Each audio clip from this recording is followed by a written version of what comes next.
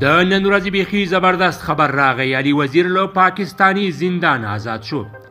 منظور پښتین ته آزاد څه ویلي؟ جزئیات ویډیو کې وګورئ او چینل سبسکرایب کړئ. درنو لیدونکو السلام علیکم. د پښتون ژغورنې غورځنګ یو مخکښ غړی او د پاکستان پارلمان کې د جنوبي وزیرستان د خلکو استازی علي وزیر له 2 کالو او 2 میاشتو زندان وروسته خوشي شوی دی.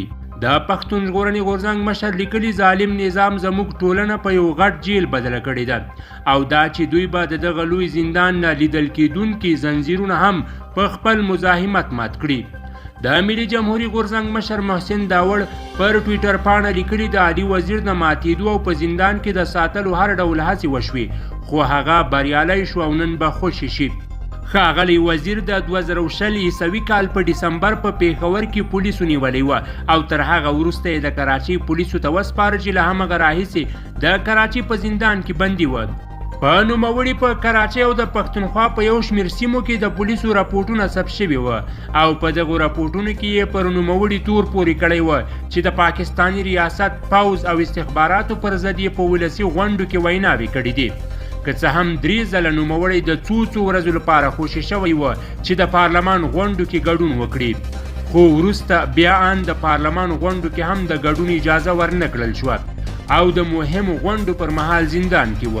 سره له دې چې د علي وزیر پر ضد د پولیسو راپورټونه ثبت شوي وو خو په پاکستان کې ډیرو د نوموړي قضیه د دغه هیواد د پوځ د مخکینی مشر جنرال قمر جاوید باجوا سره تړله او تورې پورې کاوه چې د ښاغلي وزیر پر ضد هر څه د ښاغلي باجوا په امر کیږي.